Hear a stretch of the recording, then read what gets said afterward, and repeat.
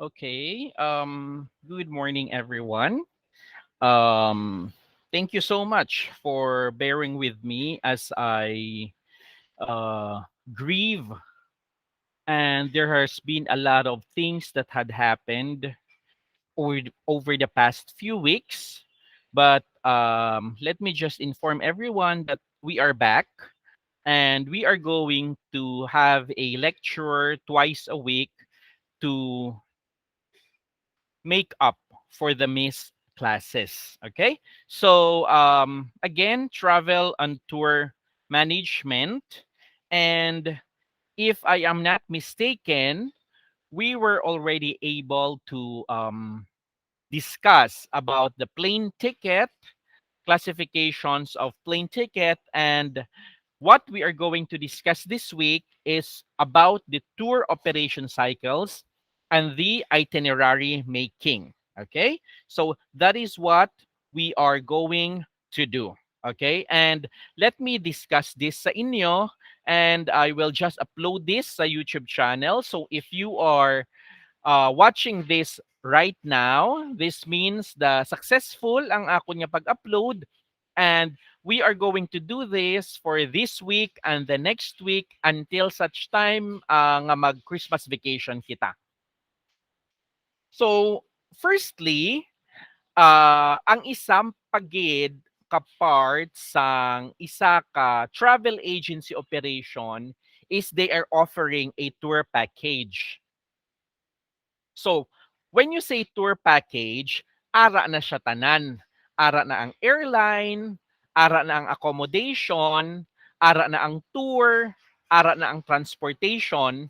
So, daw mas gusto na siya nga kwaon sa mga client, especially those nga may ara sang money pero wala lang sila sang time gid to prepare on their own. Okay?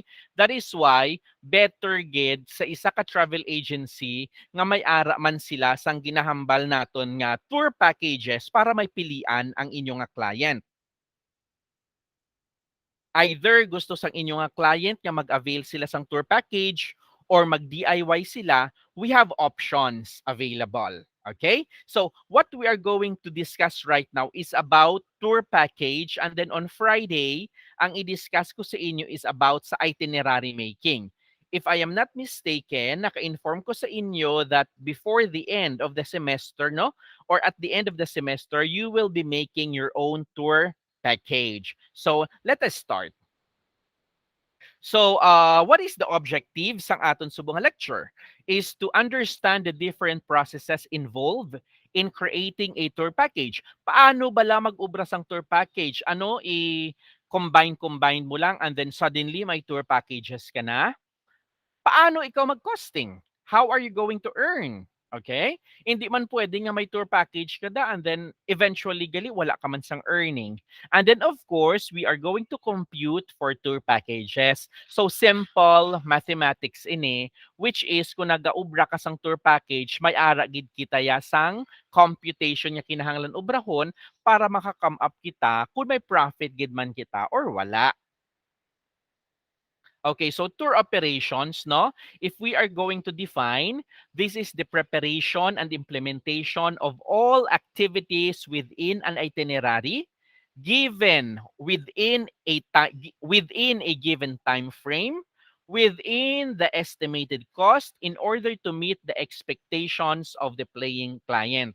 Now, it should be within the itinerary. Dapat ang imong tour package nagamit sa preferred nga itinerary sang imong client. And then of course, within a given time frame, of course, the budget is very important. It is impossible to offer a tour package nga mabaligya mo sa client kung hindi malang ang cost nagamatch sa ilang budget. And of course, you have to meet the expectation of the clients or sometimes gani, you have to exceed the expectations of the client. Okay? So again, it's the preparation and implementation of all activities within an itinerary within a given time frame within the estimated cost in order to meet the expectations of the client. Okay? So, ari ang cycle. Okay? So, mas start kita diri sa pinakababa, which is the planning. Okay? So, we have to plan first. Okay? We have to plan. Next, we have the contracting. Either you do a contract sa imo nga client, you sign a contract or memorandum of agreement, or you sign a contract with your supplier that they are going to discuss everything or they are going to give everything sa inyo sila ma-supply. We need to have the costing, we need to have the quotations, reservations, field operations, accounting, and of course, the evaluation. So tanan ini must be met in order for you to have a good tour package para sa inyo nga client. Okay, naintindihan? So, I am going to discuss this one by one. Okay? Now, planning is the setting objectives to be achieved. Ano ang objective that you want to be achieved? Ano ang gusto mong ma-achieve ng objective? Of course, we need to have the customer satisfaction. When you are planning sa isa ka tour package, dapat i-consider mo gid that your customer will be satisfied. You cannot just plan and then ignore ang imo nga customer. Nagplan ka gani and then in the end gali hindi man niya satisfied ang imong nga customer, so daw hindi man siya nami. Another one is the destination or community endorsement. May ara bala sang participation ang destination or ang community. How about the financial objectives? How about the organizational promotion? So, it has to have everything nga dapat maubra mo sa planning pa lang. Okay? So, we are on the planning stage. Pila ka client? How much is the budget? What is the destination? Ano ang hotel? Ano ang airline? Ano ang transportation? So, everything has to be set and planned before kamo makasign sang contract with your client, with your supplier. Okay? Now, contracting is the process of negotiating with the supplier for the most favorable rates and conditions. So, when you do the contracting, may ara kita sang rate nga ginatawag, may ara kita sang rate nga ginatawag nga contracted nga rates. Okay? So we have the discounted rates from the supplier. When we say discounted rates from the supplier, lain ang rate nga ginahatag ni supplier sa aton nga mga travel agency as compared sa ginahatag nga rate sa mga walk-in clients. So, the rate nga ginahatag sa aton, the rate nga ginahatag sa aton sang travel agency, or sorry, the rate nga ginahatag sa aton sang suppliers, the rates that is given to us by the supplier, amo ini ang mas favorable nga rate sa aton, cheaper siya. And this is what we call the contracted rates. The rate nga ginahatag naman sang supplier sa mga walk-in clients, this is what we call the rack rate. Romeo Alpha Charlie Kilo. Rack rate. Okay, so mas expensive siya. So, kung ang imo nga supplier, permi ikaw nagakuha sa ila sang products, services, hotels, airline tickets, of course, they are going to give you favorable rates, which in return, makahatag ka discount sa imo nga makahatag ka discount sa imo nga mga clients. Okay? So please do remember ang ginatawag naton nga contracted rates. This is the discounted rates from the suppliers. Okay? Ang next one naton is the costing. So, costing is the process of determining the cost of the various components, activities, or services included in the tour package depending on the number of passenger availing the package. Now, sa tour package nga daan, damo nagahambal nga kung mas damo ang naga-join, mas nagabarato. That's true. Tuod ina siya. Pero, bisa nagabarato siya, dapat hindi ma-sacrifice ang quality sang tour. Tuod, barato. Pero the hotel is not good. The breakfast, wala man na exceed ang expectations ng imong mga client. The transportation, kainit, wala aircon. So daw, barato tuod, but this is what we always say, that you get what you paid for, no? You get what you paid for. Ina ba lang, yeah, tuod, barato tani. Galing the problem is, cheap naman niya. Daw, cheap nga tour. Instead niya ma-relax ikaw, nag-ugtas ka pa. Nga it's because hindi manami ang tour package nga ginhatag sa imo sang imo nga mga clients. Asang imo nga I mean hindi manami ang tour package nga ginhatag mo sa imo mga clients. So when you do the costing, it has to be specific. Dapat may income ang travel agency, dapat hindi man gid taman ka expensive nga daw ma-back out ang imo nga client, dapat may discount ikaw nga mahatag sa client para nga ma-meet mo man ang ilang nga expectations. Next one is the quotation. Okay? So, cost plus profit. So, usually prepared for ad hoc packages. Now, when we are going to define ad hoc packages, amo ini ang mga packages ya nga hindi tanan kumpleto but separately. So, prepared based on a minimum number of participants in accordance with the specific activities, inclusions, and requirements of the clients. Okay. So, amoy ini ang package nga may ara siya ya nga dapat may minimum number of participants. Kung hindi ma-meet ang minimum number of participants, hindi man mag-push through ang amo na nga tour.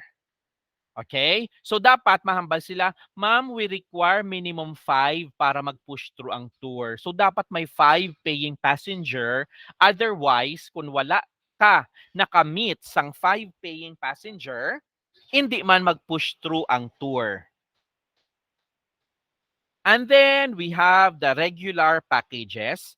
This is called confidential tariff, which is a listing of products offered by the tour operator with the corresponding prorated cost and concession based on specific or projected number of participants. Now, ano ang difference between sa ad hoc package and then sa regular packages? So, ang ad hoc packages siya, may ara siya sang minimum number of participants. May specific activities. May specific inclusions nga ginahatag sa client.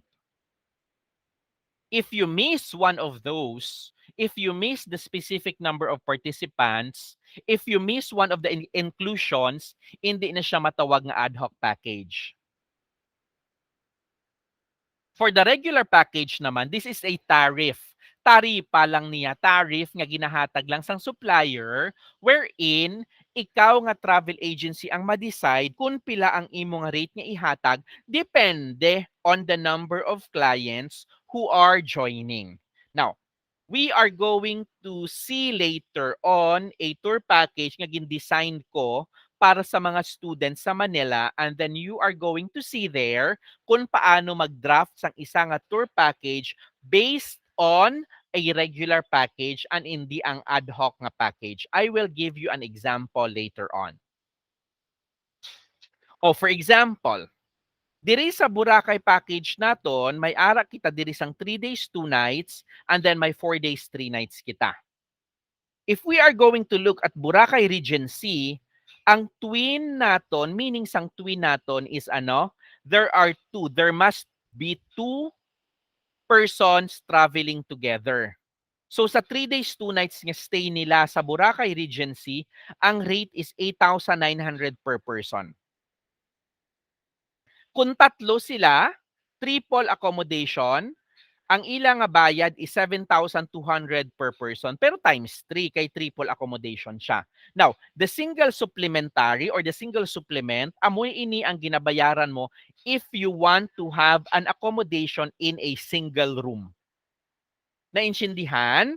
So if you are going to look at here, no, sa apat ko nga gin-prepare nga tour package, we have the Boracay Regency, La Carmela de Boracay, Two Seasons, and then Friday's Hotel. Now, may ara ko tour package yung ginubra nga 3 days, 2 nights, and then may ara man ko sang tour package yung ginubra nga 4 days, 3 nights. Wherein, ang price ko, I have the twin accommodation, and then I have the triple accommodation, and if they decide to have a single supplement or single room, they have to add additional. Okay, let's try to look at Boracay Regency. Sa 3 days, 2 nights ko nga package nga ginubra, kung duwa ka mo mas stay sa Boracay Regency, you are going to pay 8,900 kada tawo. Sa 3 days, 2 nights ko nga ginubra sa Boracay Regency, kung triple ka mo, you have to pay 7,200 kada tawo.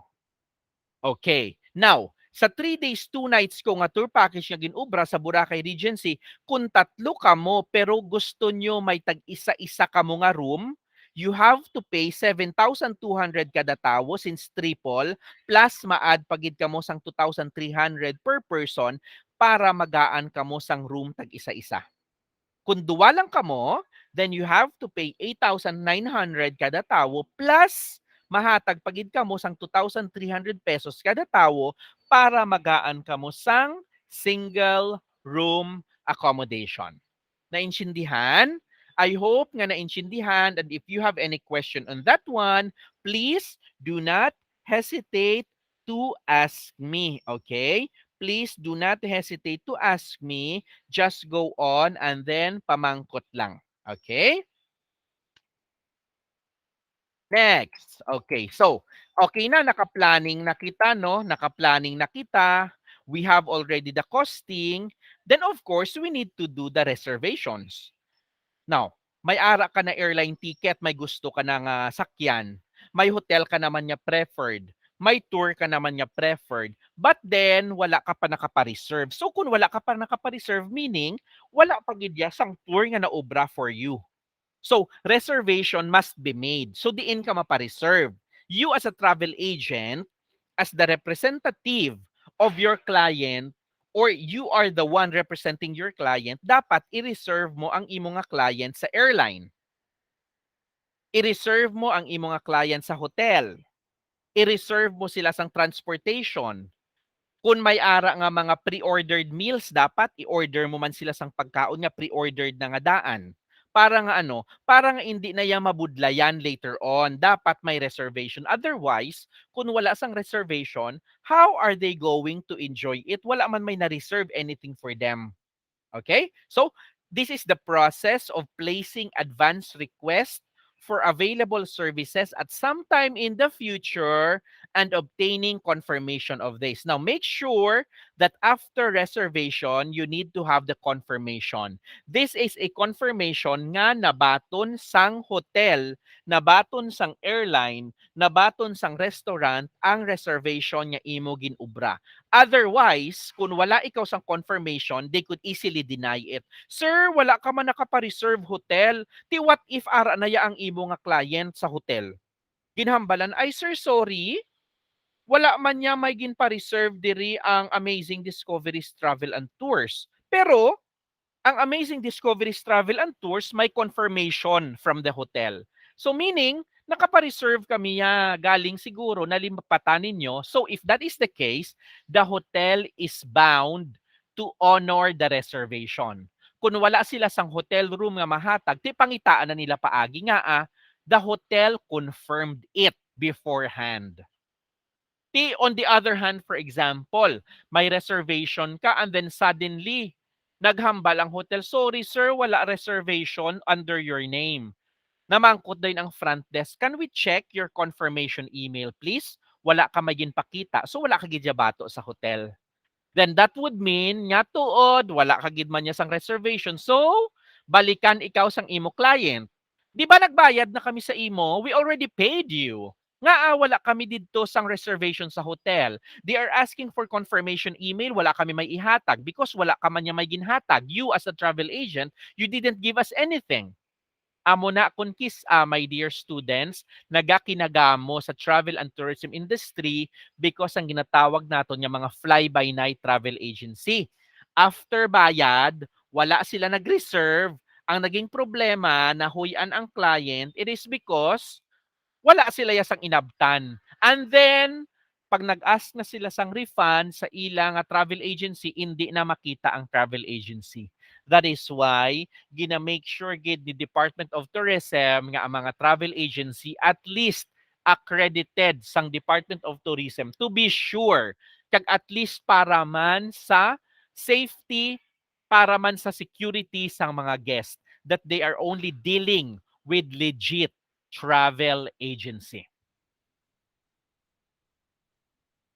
Now, field operations is the actual delivery of the services and all the activities of the traveler from the moment of arrival to the time of departure. Dira na na tanan. When we say field operation, dira na na tanan. Ang tanan niya gin-reserve sang imo nga client, dira na na nimo ihatag tanan. Ang ila hotel niya gin-reserve, ang ila meals niya gin-reserve, ang ilang transportation activity dira na na tanan. So the actual delivery of the service and all the activities of the travelers from the moment of arrival to the time of departure. Now, it shows here how effectively the preparation in the office has been done. Sometimes there are legit may ara man sa mga gamay-gamay nga mga glitches, no. Pero if you deal with a real travel agency, okay gid. Okay gid. Okay? There are some glitches pero kaya na iobrahan sang paagi. I mean nobody's perfect. So possible nga ang room instead of duwa ka bed ang na-reserve is isa lang ka bed. So it's okay. No problem on that one. Pwede na iobrahan. Okay na lang na iya nga, ay ma'am, ang bed nga na-reserve namon is one bed instead of two bed as compared sa naghambal. Ma'am, sorry, wala ka di reservation. So meaning, hindi effective ang imo nga operations, hindi effective ang imo preparation nang scam ikaw sang client. Okay? It's clear? Of course, ang the accounting nga the collection of payments from clients na ini, no? You pay the suppliers. Sometimes may ara kita ginatawag nga payment first sa supplier. Sometimes 30 days after delivery of service, dira ka palang naghahatag. So, may ara ikaw sa mga credit line. Okay? So, this is the accounting. As much as possible, of course, this is done in advance. Hindi ka man niya pwede maghambal nga, ma'am, tour lang kamo anay sa Korea, pagbalik nyo lang ang bayad. No, the client has to pay you first in advance before any delivery of service should be done. Okay? Kaagi na ko na before nga may pautang-utang until now nagka-pandemic na, naka-tour na sila, naka-post na sa FB and Instagram. Ako ya, I remain unpaid man Japon, wala man ko Japon na bayaran. So that is why nag-untat na kami. We already, wala na kami naghahambal nga pay later on. All payments should be paid in advance and it should be in advance gid. It's because you are also going to pay the supplier and then the supplier are also asking for advance payment. Di kung wala ka man niya sang payment halin sa client, paano mo bayaran ang supplier? Ginsukot mo si client sang 6,000, mabayad ka man kay hotel sang 5,000, ginansya mo 1,000, ti ano ang ibayad mo kung nga 5,000 kay hotel kung wala pa man nagbayad imo client. So it has to be paid in advance. And of course, the last one is the evaluation. So comparing the actual result with the objective set during planning, financial results through profit or loss, nag-income bala kita or naputo. May income kita sa amo ni nga tour packages. And of course, the customer satisfaction through feedback from clients. Ano ang hambal sang client mo? After sang ilang nga tour, maliwat pa bala sila or hindi na? Ano ang mga constructive criticism nga ginhatag sang imo client? Okay bala sila? Are there glitches nga naubra mo? Are there problems nga you were able to solve? So this is very important. So sa Amazing Discoveries, isa lang gid siya ang ginalantaw ko kung paano masatisfied ang client. Kung nag-repeat client sila. If nagbalik sila sa amon, then that would mean nga ang amon first service sa ila is good. Hindi ka man niya magbalik sa imo nga agency or sa imo nga business partner or dealing if in the first pa lang nga daan wala ka na namian, right? You will look for another travel agency. So sakto ina. So dapat sa evaluation, the customer should be asked, "Ma'am, kamusta ang amon nga tour? Kamusta ang pag-deal sang client? How about the tour guide, ang food, ang hotel, ang transportation, ang airline ticket? Can you give us a constructive criticism, ma'am, para sa sunod mas ma-improve namon ang service?" Next year, nagbalik ang client, ay mabook naman ko liwat pa Japan, then that would mean nga ang una mo nga service sa ila was very good. That is why nagbalik sila sa imo. Okay? So that is the part of the tour operation cycle that everyone should know, especially if you want to put up later on a travel and tour agency. Okay? So please do not forget about that one. And dapat you have to meet the the expectation of the client, or sometimes exceed the expectation of the client better pagid ina. Okay? So that's all, guys. Thank you so much, and I will see you in my next lecture, okay? Which is ang tour planning na gid naton.